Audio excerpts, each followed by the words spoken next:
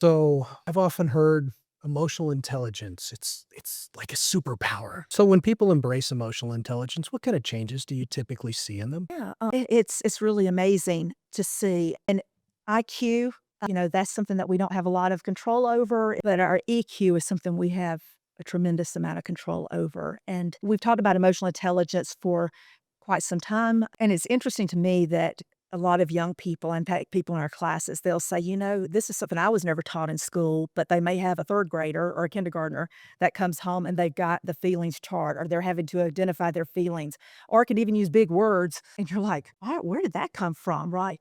But yes, one thing I've really enjoyed doing is talking more about emotional articulation.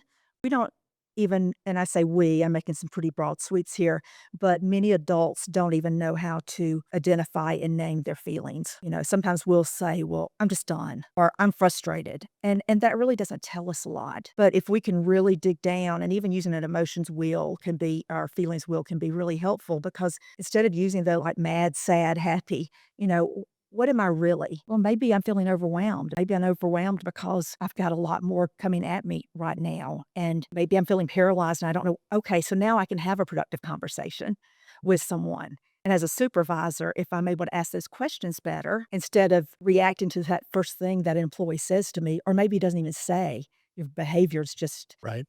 that's a powerful tool and can be used in every aspect of our life.